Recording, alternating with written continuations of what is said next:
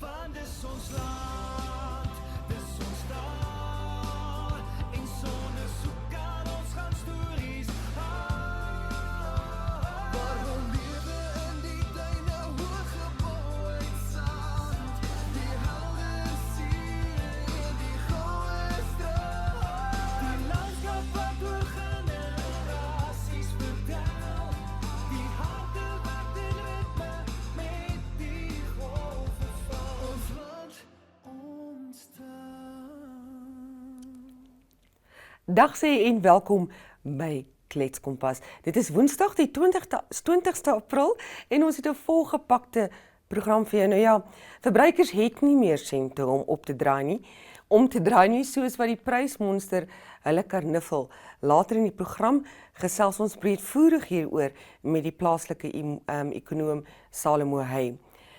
Oudergewoonte in vandag se program, natuurlik ook ons spotprent en die dag se lesersfoto's en soos gebruiklik, deesdae op 'n Woensdag gesels Henriette Lamprecht in haar segment oor mediese verwikkelinge. Ons is nou net terug, dan gesels ons nuus.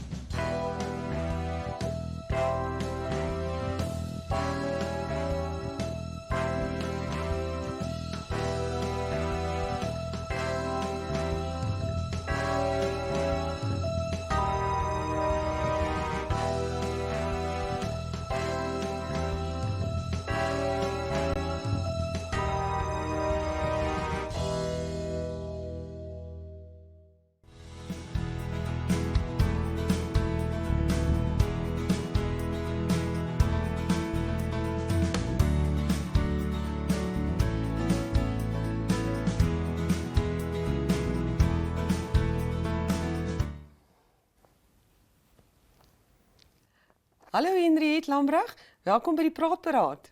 Môre Jo, lanklaas gesien. Baie lanklaas gesien, hè. Ek sien, hulle het nou net gesê dis internasionale skryfbehoeftesdag. Kou jy jou penne? Nee, ek hou deesdae my naels. Ek is nog by die pen se doppies. Die pen. Ja. Maar vandag se kinders, ek wonder of hulle ook so verknogtheid aan skryfbehoeftes het soos wat ons gehad het, want hulle tik mos nou alles. Hulle tik. En onthou jy het sulke goedjies gekry wat jy agter op die pen of die potlood sit en dan ruik dit so lekker. Heerlik. Goeie En uitviers wat lekker ruik en prentjies het. Ja, en skryfbehoeftes, 'n penneblikkie, wat noem jy? 'n penneblikkie, ja. Ja, dit was die goeie ou dae, nie? Verklap ons ouderdom. Verklap ons ouderdom. Terstond kom ons loer na die voorblad van Republikein. Henriette, pragtige foto daar van 'n boggelrug walvis wat die mense aan die kus laat bollemakiesie slaan. Daai het ons hom nou. Nou ja, mense wat hulle verkyk en heel verbaas is, want dit is blykbaar 'n redelike ongewone gesig. Ek is nie goed met rigtings nie, Jo, maar hierdie walvisse is nie veronderstel om hierdie tyd van die jaar blykbaar daar te wees Blykbaar nie. Hulle swem nou al na warmer water toe. En Henriette se kreer wat ons lesers sal weet, haar foto's is baie keer by ons in die koerant. Sy was absoluut op die regte plek op die regte tyd toe die sardyne nou verbykom en walvis is honger. Ja, jy sê hulle hoort jy eintlik in die tyd van die jaar. Hierson nie klink my daai walvis het sy kompas verloor. Is dit dalk hoekom dit by ons is by Kletskompas? Ja. Kom ons loer na die res van die koerant. Ek is bevrees nou nie heeltemal sulke ligte geselsies daar nie. Henry, ons kyk gou eers na 'n Republikeinse leiberig. Dit is buitelanders se grond onder die vergrootglas en openbare verhore vir grondhervorming of grondbesit wat dan nou onderweg is. En ek kan my niet indink dat dit weer 'n gegons gaan afgee. Dit gaan 'n gegons afgee. Jou, daar word nou baie lekker syfers deurgegee. Te doen, ja. Dus die meeste buitelanders wat dit besit is Duitsers, gevolg deur Suid-Afrikaners en dan die Swede. En dit is 281 plase waarvan 34 in 'n vennootskap is met Namibië en in die buiteland. En as jy dit nou die omtrek vat, dis 1,3 miljoen hektaar, dan Andrew Polman, ons baie slim sap, het gisteraand toe hy net die goed bymekaar tel, toe sê hy dis om en by die hele oppervlak van die Caprivi streek. So dit is nogal Dis 'n stukkie grond. Ja. Is 'n stukkie grond. Ja. Natuurlik ook die wetshervorming wat onder die loop kom en hulle sê daar is heelwat goed wat ingebou gaan word in die nuwe wetgewing wat dan nou skuiwergate gaan toemaak wat onregverdige grond besit dan nou hok sal slaan. Ja. Henriette, nie net gaan Namibiërs oor daai storie gons nie, maar helaas ook oor ons tweede berig. Ja, het maak my naar, Jou, en ja, dit is, ja, ek sukkel om daaroor te praat, maar dis 'n pa, 24-jarige pa wat na bewering sy seentjie van 'n jaar en 7 maande verkrag het. Daar was 2 voorvalle. Eerste een het die ma gesien, hy kan nie lekker loop nie en hy kan nie hy kan nie lekker sit nie en sy het ondersoek ingestel en daar was beserings aan sy private dele, maar sy het nie seksuele omgang of iets vermoed nie. En toe nou die laaste voorval het sy eintlik wakker geword van die kind wat so skree. Ai, liewe genade. Ja. Dit laat mens wonder wat gaan in jou samelewing se siege aan, Jou. Want hier is 'n spieël vir hoe Ja. die stand van die samelewing, Ja. die stand van menslikheid. Ja. Dit is skrikwekkend en ja. Ek wil nou sommer gaan na, jy blaai nou om na bladsy 2. Tanya Bauze wat die naweek nou aan diens was, sy het nou, ons kry elke Sondag of dan nou Die misdaadverslag. Ja, die misdaadverslag. Dis En daar wat nou bladsy weer 3. Terugkom by die baba, 'n man wat sy vrou, sy meisie doodslaan, toedraai in 'n kombers en begrawe in 'n gat in sy slaapkamer. So daai geslagsgeweld, en ek weet nie van jou nie, dit voel dit raak al hoe erger, nê? Dit voel vir my ook Ja. so. En ek dink daar is waarskynlik mense wat reeds 'n klomp navorsing daaromtrent doen. Maar ons gaan nie vinnig daai tipe bevindinge kyk nie, maar ek wonder of dit die toenemende armoede en die swaar kry en die frustrasie en natuurlik drankmisbruik of dit alles hierdie goed aanvuur. Nie dat dit enigstens 'n verskoning is nie, hoegenaamd nie. Ja, want dan gaan mense nou vir jou sê, maar daar's baie mense wat dronk raak of dwelms gebruik en hulle verkrag nie hulle eie seentjie, 'n babietjie nie. Na bewering. Na bewering natuurlik, ja. So ja. Ja, dit weet is jy Henriette wat ook vir my slegte speel. Ja. Interessant is in hierdie storie is ons het 'n afdelingkie daaroor fratsongelukke. Gits ja. Daar laat die tegnologie ons so effens in die steek, maar gelukkig is daar altyd 'n gedrukte weergawe. Ja. Sien julle daar is plek vir 'n koerant. Hy kan nie oppak nie. Kom ons kyk gou-gou. Hierdie fratsongelukke is my baie interessant Henriette. Die 7-jarige seentjie wat wat langs 'n muur gespeel het en toe val af van die bakstene af en hy's dood aan kopbeserings. En dan natuurlik opnuut 'n krokodil wat iemand gevang het. Iemand wat deur die weerlig doodgeslaan is hierdie tyd van die jaar nie. Kan jy dit glo? 'n pa wat oor sy seun ry. 'n pa oor sy seun ry en 'n man, 'n polisieman wat sy kop teen die velling van 'n band, soos ons dit in Afrikaans ken, die rim, Ja. dat hy ongelukkig sy kop daarteen gestamp het en oorlede is. So ja, en dan op bladsy 3 ook mense is mos mal daaroor om kwaad te word oor begrotingsgeld, Henriette. So onder bespreking is nou die begroting vir die Ministerie van Inligting en Kommunikasie. Die totale begroting so bietjie meer as 0,5 miljard Namibiese dollar en net om seker te maak dat jy 'n eier daaroor kan lê, die NBC het 'n 343 miljoen Namibiese dollar vir vanjaar gekry, waarvan die meeste bedryfsuitgawes is, met Ja, ander so woorde, salarisse, oortyd, S&T. Hulle het maar 'n skrale 27 miljoen uit daai meer as 300 En jy miljoen kan nie veel wat met vir dit doen ontwikkeling nie, doen. ja. Nee, ek weet nie wat jy daarmee gaan doen nie. Nee, jy kan nie. Nee. Maar nou ja, dis eers ons nuus. Kyk die cricket, die cricket. Namibiese vrouespan begin vandag 'n 3-daagse reeks. Uit Ek Zimbabwe of Uganda, onthou ek se mediese verslaggewer, nie die sportverslaggewer nie, maar gaan kyk. Go Hulle girls. begin. Go Ons girls. is net hierna terug.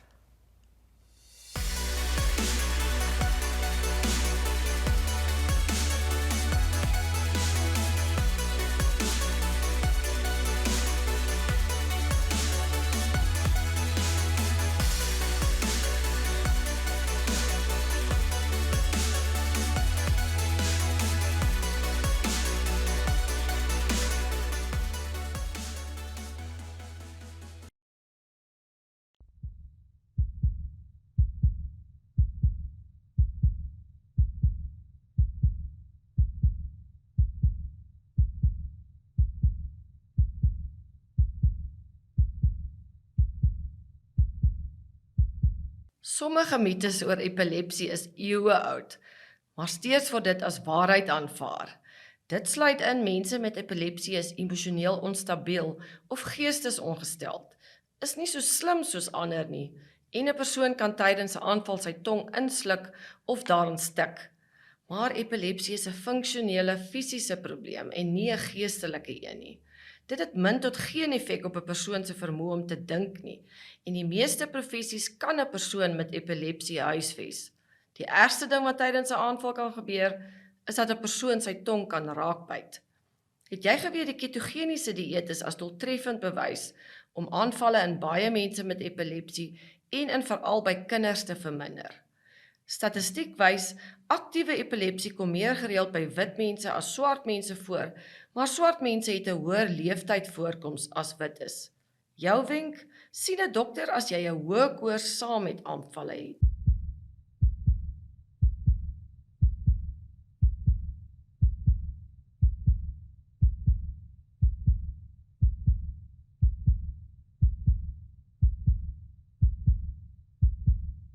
Ladies and gentlemen, Yeah, welcome to another exciting edition.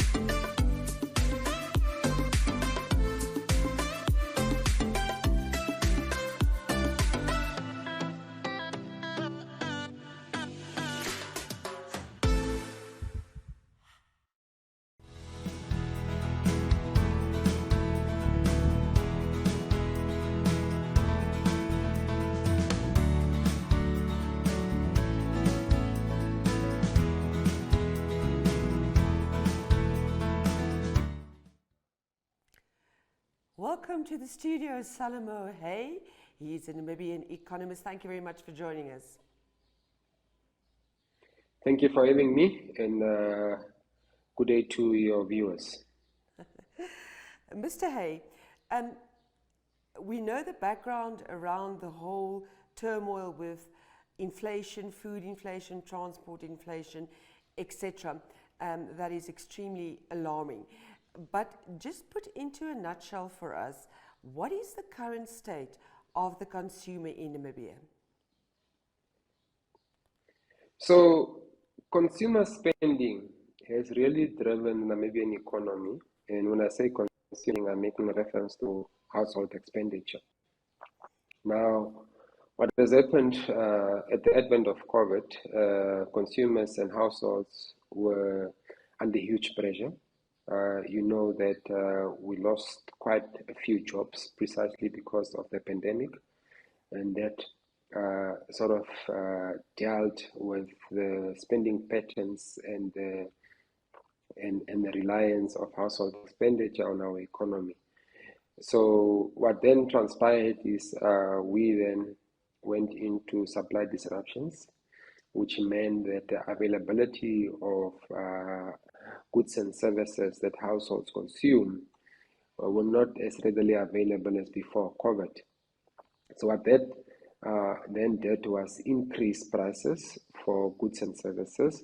It meant that where we were paying $3 Namibian for an onion or potato, we were paying twice that price because of the unavailability of these essentials for households. Now, what you had then, you also had commodity, an increase in commodity prices, and specifically oil. And remember, this was before the current crisis between Ukraine and Russia. So we had an increase in prices for the basic commodities, which are the basic commodities, which are the essentials for households.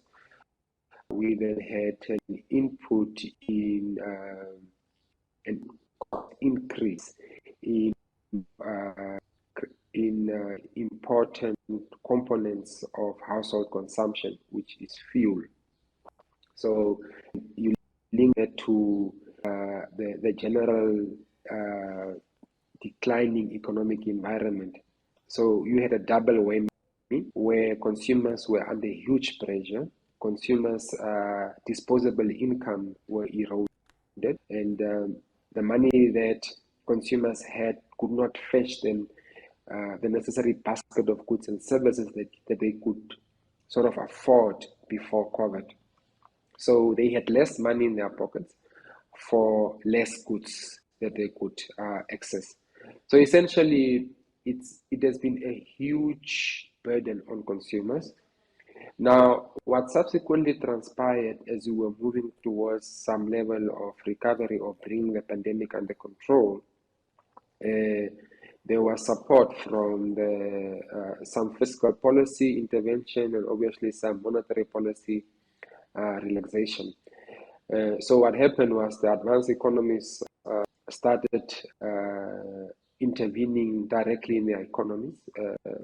There was an asset purchasing program that was aggressively carried out by the advanced economies. So what that meant is that there was liquidity put into the economy to be able to deal with the supply disruption and the general declining economic environment globally.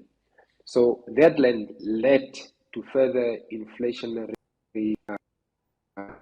especially where you have the current global inflation in the West, specifically the US and the Euro area, is perhaps at its highest level in over years. So there's a global inflationary environment, and we're paying more for goods and services than at any other point in time. Now, what we also know is that we import quite a bit of its goods and services, and so we subsequently also import our inflation. What then transpired is the central banks obviously needed to rein in this inflation that's growing at an alarm. So again, households had to feel further burden in terms of the increase in interest rates. You know that is linked, is pegged to the rent, and subsequently our interest rate cycle follows the South African interest rate cycle closely. So an increase in interest rate meant that consumers or households then, on top of the inflationary environment where they were paying more for less goods and services, they then also now have to pay more for their installments. And when I say more for the installments, I actually mean those that are currently in one form or the other equitable obligations with the financial sector or banks specifically. So if you have an installment with any of the banks or hire purchase or mortgage, it meant that because of the inflationary increase, central banks and specifically the Bank of Namibia is now dealing with that increase in inflation to be able to rein in the inflation. And remember, the current inflation is a combination of COVID, which is then obviously the supply disruptions. Now, what we are feeling is that the crisis in Ukraine and Russia obviously makes that worse. Supply side. Now, as the economies globally recover, you would have demand side inflation as well. Now, the South African Reserve Bank have got a mandate which is referred to as inflation targeting. And that inflation targeting means that inflation should remain between the 3 and 6% band. And so the supply disruptions, obviously, and all the other related issues that we alluded to, means that by the time the economy recover, they want to be ahead of the curve, and that's why they have embarked on interest rate cycle increase for the next 3 years. And what this means is that consumers remain severely constrained because of the concoction of events and dynamics that that it's unfolding in the global, the continent and the sub-region, and obviously Namibia by extension. That's quite a gloomy picture you're painting there, Mr. Hei. How serious is the impact of the latest development, and how bad do you expect the inflation rate to get? Well, inflation will remain alleviated in the short to medium term, in my view, and it will be alleviated because of the supply side dynamics that we are currently seeing.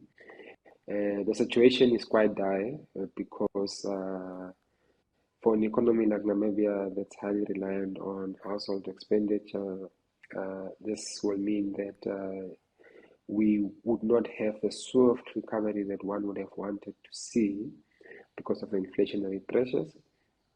But what we also know is that we will not be in this position indefinitely. We anticipate that at some point the economy needs to recover. And what then would happen is that there could be another wave of inflationary components coming in, but this time being driven by the demand factors. And the demand factors would mean that as part of the recovery, you would have more people perhaps moving into jobs, and subsequently they would have access to, you would have more hands having access to disposable income, and subsequently chasing more goods, which is actually, in my view, the expected inflationary that one wants to see in any economy, because it means that it's demand driven. And that will obviously translate in economic growth, if it were. So the long and short of it really is that we are going to see two waves of inflationary. Obviously, the current one that we are in is in the main being driven on the side. And once we move towards the recovery phase, which I anticipate could really be towards next year, mid next year, for the Namibian economy, Remember that the recovery that we have posted now is in the main driven by the base effect, which means that we are coming from an extremely low base, and it's what we refer to as a statistical correction. The current growth for this year, which is 2022, again have been revised downward, not only in Namibia but globally. So the sort of organic growth that we want to see take root, in my view, I think will only start feeling that towards mid next year. And we really hope that we can take advantage of that by moving towards comparative sectors. And comparative sectors, I mean sectors where Namibia enjoys a certain level of advantage and can employ and labor intensive sectors, agriculture and the SME. What is quite encouraging as well, and I think is worth me here, is that the governor of the Bank of Namibia has now sort of come out and made the point that the current spread between the repo and the prime is potentially too high, and it means that relief could come through there if we sort of start looking at the SMEs differently, and through that we anticipate that recovery could come in. But for all intents and purposes, where we found ourselves is an extremely between a rock and a hard place. Indeed, we are. Mr. Hei, we know that these developments hurt the most vulnerable the most. Is there anything that government can or should do to alleviate the situation? Well, what we do know is that obviously the vulnerable, for instance, uses public transport. And what we also know that the increase in public transport means that they are paying more for transport, further erodes their disposable income. We also know that the essential commodities and soft commodities like food, for instance, and specifically maize meal and wheat, which is obviously bread and all of that, these are what the vulnerable consume on a daily basis, and they have also gone up from a pricing perspective. So what we do know now is that there's an assessment in South Africa around the fuel model that they currently apply that side. And obviously the fuel levy speaks to how much we pay or how much South African consumers pay at the pump price. We also know that our fuel prices are generally lower than South African if you do a person, because obviously we are also highly subsidized currently. But obviously we know now that that subsidization sort of needs to be reviewed in terms of looking at the new dynamics that have come to fore, especially in relation to how much we are paying for fuel.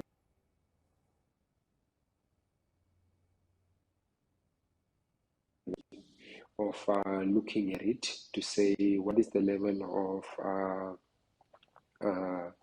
of subsidization or review that could be initiated for us to start looking at those developments and how they impact the most vulnerable and indigent households.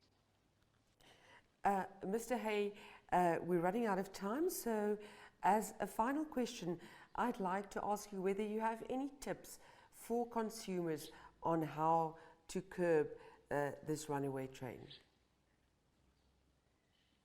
Well, I think really it's an issue, like I indicated earlier, is that we are between a rock and a hard place. Namibia is not the only country that's experiencing these challenges in the economy. It's a global phenomenon. One would want to encourage consumers to really focus on the essentials as much as they can, and really try and keep within the confines of their spending budgets, because anything outside of that could have dire consequences. What we also know is that there's a need to really consider moving towards entrepreneurship to the extent that we borrow certain lessons from the East African countries like amongst others, and how vibrant those sectors, the SME sector has been, and through that try and have an additional income, because jobs are hard to come by, and they will be hard to come by in the short term. And obviously we have got expenditures, we've got obligations, and. So tighten your belts as much as you can. It's starting to sound like a broken record. I think we need to try what we can during these difficult times, and keep to your spending patterns and make sure that you focus on your essentials. For now, we can leave the luxury goods until when the cycle turns, and keep to the basics. Mr. Hay, thank you very much for your insights, and have a great day. Goodbye.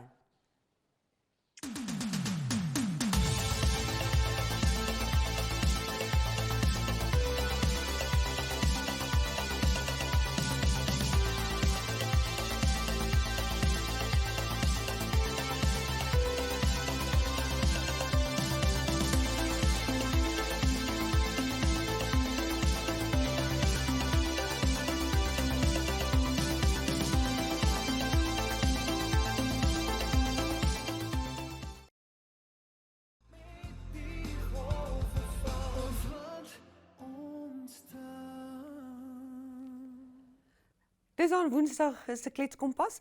Ons maak môre weer so. Lekker dag.